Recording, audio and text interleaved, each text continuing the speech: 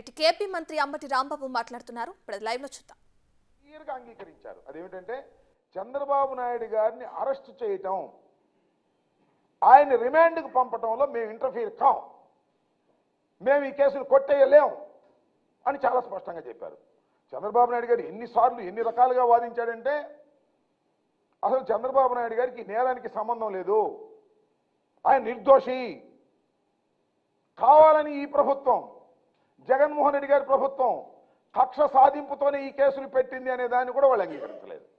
కక్ష సాధింపుతో ఈ కేసులు పెట్టలేదు, ఈ కేసుల్లో వాస్తవం ఉంది, ప్రైమా ఫేసి కేసు ఉంది, 371 కోట్ల రూపాయలు కాజేశారు వీళ్ళు, ప్రాథమికమైనటువంటి సాక్ష్యాధారాలు అన్నీ ఉన్నాయి, గో హెడ్ ఫర్ ఎంక్వైరీ అనేటువంటి పద్ధతుల్లో నిన్న తీర్పు ఇస్తే పాపం ఈనాడు ఆంధ్రజ్యోతి గిలగిలగిల్లాడిపోతున్నారు, ఎక్కడ సందు దొరకలా.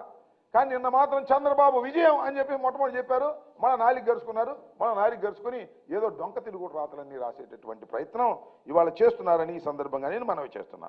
ఇలా ఒక దుర్మార్గమైనటువంటి కార్యక్రమాలు చంద్రబాబు నాయుడు గారు చేశారు. మీకు చూశారు కదా, చంద్రబాబు నాయుడు గారు 52 రోజులు జైల్లో ఉన్నాడు.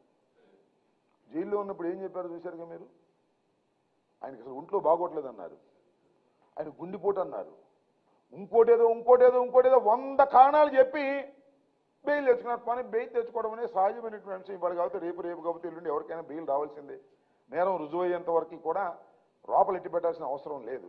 కానీ వాళ్ళు వచ్చి రంకెలు వేస్తున్నాడు, ఆయనకేమో ఆరోగ్యం బాగోలేదు, జైల్లోకి వెళ్తేనేమో ఆయనకు ఆరోగ్యం బాగోదు, బయట ఉంటే మాత్రం రంకెలేసేటటువంటి కార్యక్రమం. జగన్మోహన్ రెడ్డి గారి మీద రంకెలేస్తాడు, నా మీద రంకెలేస్తాడు, నేను ఆంబోత్ అంటాడు, ఇష్టం వచ్చినట్టుగా మాట్లాడుతుంటాడు. అలాంటి చంద్రబాబు నాయుడు గారు స్కిల్ స్కామ్లో చాలా డైరెక్ట్గా దొరికిపోయినటువంటి సందర్భాన్ని మనం చేస్తున్నాం. సీమన్స్ అనే కంపెనీ వాళ్ళు చెప్పారు చాలా క్లియర్గా, సీమన్స్ అనే కంపెనీ వాళ్ళు ఏం చెప్పారంటే, అయ్యా అసలు మా కంపెనీ ఎప్పుడు కూడా ఈ ఆంధ్రప్రదేశ్లో చంద్రబాబు నాయుడు గారి ప్రభుత్వంతో మేము అగ్రిమెంటే చేసుకోలేదు అని చెప్తే, ఆ సీమెన్స్లో పనిచేసేవాడిని పట్టుకొచ్చి సీమెన్స్ కంపెనీ అని చెప్పి 371 కోట్ల రూపాయలు అగ్రిమెంట్ చేసుకుని ఇక్కడే కార్యక్రమాలు లేకోకుండా షెల్ కంపెనీస్ ద్వారా డబ్బులన్నీ కూడా తన జేబుల్లోకి తెచ్చుకొని ఈయనను అప్పుడు మంత్రిగా ఉన్న వీళ్ళ అబ్బాయి కలిపి మొత్తం 371 కోట్లు ప్రభుత్వ ధనాన్ని దోచేసి అన్యాయానికి అక్రమానికి పాల్పడి ఇవాళ మేము దోషులం కాదు, మేము నిర్దోషులు, మమ్మల్ని తప్పుకుపోతాము అని కోర్టుల్ని ఆశ్రయించేటటువంటి కార్యక్రమం చేస్తున్నారు. ఈ ఒక్క కేసే కాదు, ఆయన మీద ఈ నైపుణ్యాభివృద్ధి సంస్థ పెట్టినటువంటి స్కిల్ డెవలప్మెంట్ కుంభకోణం 371 కోట్లు కానీ, ఫైబర్ నెట్, అది కూడా ఫైబర్ నెట్ కేసులో కూడా ఇలాగే కొన్ని 100 కోట్ల రూపాయలు కాజేసినటువంటి సందర్భం. ఇన్నర్ రింగ్ రోడ్డు కేసులో కూడా ఇలాగే ఇన్నర్ రింగ్ రోడ్ అటు తిప్పుతామని అక్కడ కూడా డబ్బులు కాజేశారు. మద్యం విధానం మీద కేసు, అదేవిధంగా ఉచిత ఇసుక విధానం మీద కేసు, అమరావతి అసైన్మెంట్ భూముల మీద కేసు, అంగళ్ళ కేసు వెళ్ళి చూశారు కదా మీరు, అంగళ్ళ ఊరెళ్ళి గందరగోళం చేసి తినాడు 7 కేసు కూడా బుక్ చేశారు. ఒక కేసు కాదు, అనేకమైన నేరాలకు చంద్రబాబు నాయుడు గారు ముఖ్యమంత్రిగా ఉన్నప్పుడు పాల్గొన్నాడు, అనేక నేరాలకు పాల్పడ్డాడు. ఆ నేరాలన్నిటినీ కూడా సాక్ష్యాధారాలతో, ప్రాథమికమైన సాక్ష్యాధారాలతో సేకరించి ఇన్వెస్టిగేషన్ చేసి వారి మీద కేసులు వేసి కోర్టులో ఇవాళ ఫైట్ చేస్తున్నది ప్రభుత్వానికి కూడా ఈ సందర్భంగా మనవి చేస్తున్నాను. అన్నిసార్లు తప్పించుకోలేదు దొంగ, ఒకసారి తప్పించుకుంటాడు, 2 సార్లు తప్పించుకుంటాడు, 3 సార్లు తప్పించుకుంటాడు. రోజు ఇదే పనిగా నేరం చేస్తున్నటువంటి చంద్రబాబు నాయుడు గారిని పట్టుకోవడం జరిగింది. చట్ట ప్రకారంగా వారిని శిక్షించే క్రమంలోకి వెళుతున్నాం. చట్ట ప్రకారం క్రిమినల్గా ఆయన్ని గుర్తించి చట్ట ప్రకారం ఆయన మీద యాక్షన్ తీసుకునే కార్యక్రమం చేస్తుంటే చట్టం సందుల్లోంచి తప్పుకుపోవాలనేటువంటి ఒక ప్రయత్నం చంద్రబాబు నాయుడు గారి దగ్గర ఉన్నటువంటి ఆర్థిక బలంతో ప్రయత్నం చేస్తున్నాడు. దానికి తోడు ఈనాడు, ఆంధ్రజ్యోతి, TV5 వీళ్ళు చంద్రబాబు నాయుడు గారిని ఏదో విధంగా గొప్ప వ్యక్తిగా చిత్రీకరించాలని, ఆయన నిర్దోషిత్వం అని, ఆయన నిర్దోషని, ఆయన తప్పు చేయలేదని ఇలాంటి కథనాలన్నీ రాసి జగన్మోహన్ రెడ్డి గారి మీద బురదలేటటువంటి కార్యక్రమాలు చేస్తున్నారు. దీన్ని రాష్ట్ర ప్రజానీకం గమనించాలని మనవి చేస్తున్నా. చంద్రబాబు నాయుడు గారు పట్టుబడినటువంటి దొంగ. చంద్రబాబు నాయుడు గారు చట్టం నుంచి తప్పించుకొని పారిపోయే ప్రశ్నే లేదు, విచారణ ఎదుర్కోవలసిందే. ఈ విచారణలో చివరికి చంద్రబాబు నాయుడు గారికి శిక్ష తప్పదు. బలమైన సాక్ష్యాధారాలు సేకరించిన తర్వాత మాత్రమే సిఐడి ఈ కేసులన్నింటినీ కూడా విధించింది, రిజిస్టర్ చేసింది, కోర్టులో సబ్మిట్ చేసింది తప్ప ఏ విధమైన కక్ష సాధింపు కూడా లేదు అని ఈ సందర్భంగా నేను స్పష్టంగా చెబుతున్నాను. ఇదే విషయాన్ని సుప్రీంకోర్టులో కూడా నిన్న ఏ విధమైన కక్ష సాధింపులతో పెట్టినటువంటి కేసు కాదు అని చాలా స్పష్టంగా వారు చెప్పారని మనం చేస్తున్నాం. ఏదో ఒక విధంగా ఇది జగన్మోహన్ రెడ్డి గారు కక్ష సాధింపు ద్వారా పెట్టాడని చెప్పి సింపతి పొందాలనేటువంటి ఒక వ్యర్థ ప్రయత్నాన్ని నారా చంద్రబాబు నాయుడు గారు వారి అబ్బాయి చేస్తున్నారు. దీన్ని రాష్ట్ర ప్రజానీకం గమనించాలని మనం చేస్తుంది. నేను ఒకటే మనం చేస్తున్నాను, అసలు వాళ్ళ మీద కక్ష సాధించాల్సిన అవసరం మాకేంటండి? What is their capacity now? Chandrababu Naidu garu Telugu Desam party capacity ఎంత ఉంది? వాళ్ళు సింగిల్గా నిలబడితే మేము కనీసం డిపాజిట్లు కూడా రావని కదా ఇవాళ సింగిల్గా కాకోకుండా ఇంకొక ఆయనతో కలిసి వెళ్ళాలనుకుంటున్నారు. ఆయనతోనే సరిపెట్టుకుంటారో ఇంకా ఎవరితోనో కలుసుకుంటారో తెలియదు. అందరూ కావాలి చంద్రబాబు నాయుడు గారికి. ఎవరెవరు కావాలి? పవన్ కళ్యాణ్ కావాలి, బీజేపీ కావాలి, కాంగ్రెస్ కూడా కావాలంట. కాంగ్రెస్తో కూడా కుమ్మక్కవుతాడు.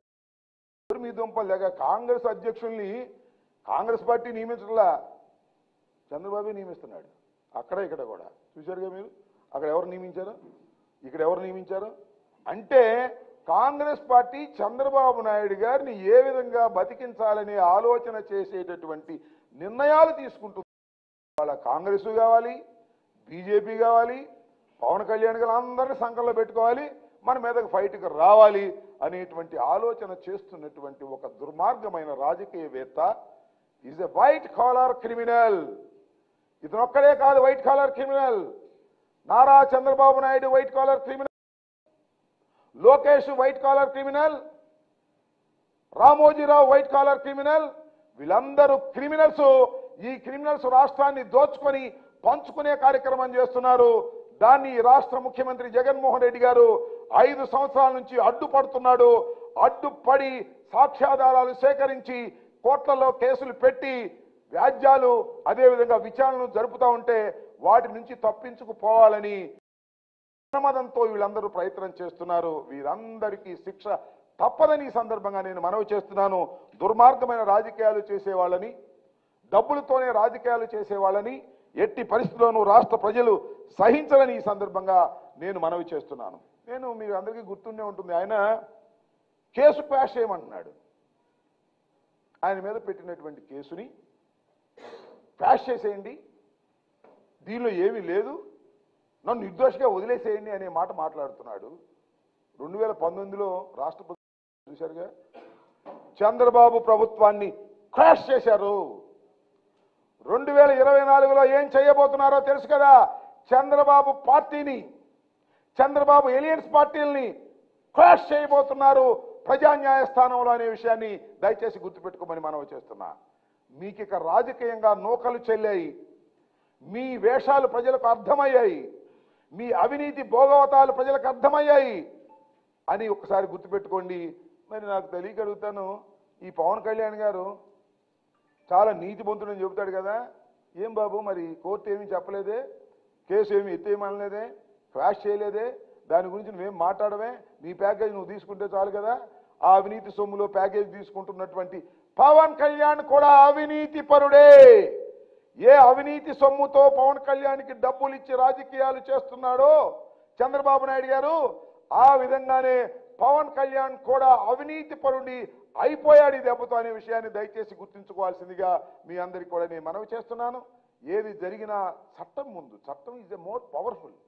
డాక్టర్ బిఆర్ అంబేద్కర్ సృష్టించినటువంటి రాజకీయం, సృష్టించినటువంటి రాజ్యాంగం రేపు 29వ తారీఖున మీరు చూస్తున్నారు, 19వ తారీఖున జగన్మోహన్ రెడ్డి గారి నాయకత్వంలో బిఆర్ అంబేద్కర్ విగ్రహాన్ని కనీ విని ఎరుగని రీతిలో అద్భుతంగా 206 అడుగుల విగ్రహం, బేస్మెంట్ 125, మిగతాది బేస్మెంట్, మొత్తం టోటల్గా 206 అడుగుల విగ్రహాన్ని ఆవిష్కరించబోతున్నాం విజయవాడ నడిబొడ్డులో. చరితాత్మకమైన ఘట్టమదని మనవి చేస్తున్నా. భారత రాజ్యాంగాన్ని రాసినటువంటి బాబాసాహెబ్ అంబేద్కర్ ఒకటే భావించాడు, సామాన్యుడైన ధనిక ఎవడైనా చట్టం ముందు సమానమే. సామాన్యుడైనటువంటి వ్యక్తి అయినా, సాంబశివరావు అయినా, చంద్రబాబు అయినా చట్టానికి ఒక్కటే అనేటువంటి మాట రాజ్యాంగంలో పొందుపరిచినటువంటి మహానుభావుడు డాక్టర్ బిఆర్ అంబేద్కర్ మనం చేస్తున్నాం. ముఖ్యమంత్రులు అయితేను బాగా ధనం ఉంటేను వాళ్ళేమి చట్టానికి అతీతులు కారనే విషయాన్ని దయచేసి గుర్తుపెట్టుకోండి. ఈ దేశంలో అనేక మంది అనేక సందర్భాల్లో అరెస్ట్ అయిన సందర్భాలు ఉన్నాయి. మీకు నేను గుర్తు చేస్తున్న జయలలిత ఈ రాష్ట్ర ముఖ్యమంత్రిగా, తమిళనాడు ముఖ్యమంత్రిగా ఉంది జయలలిత. ప్రజలు ఎన్నుకున్నటువంటి లేడీ, మాస్ లేడీ, చంద్రబాబు లాగా మ్యానిపులేషన్తో వచ్చినటువంటి నాయకురాలు కాదు స్వర్గీయ జయలలిత. ఆమెను ముఖ్యమంత్రిగా ఉన్నప్పుడే ఈ చట్టం సంఖ్యలు వేసి తీసుకువెళ్ళిందని మనం చేస్తున్నాం. సుబు సోరెన్ ముఖ్యమంత్రి, ఆయన కూడా అరెస్ట్ చేశారు. చట్టానికి ఎవరైనా, చంద్రబాబు అయినా ఒకటే, చిన్న బాబు అయినా ఒకటే, పెద్ద బాబు అయినా ఒకటే, చట్టం నుంచి తప్పించుకోలేవు చంద్రబాబు.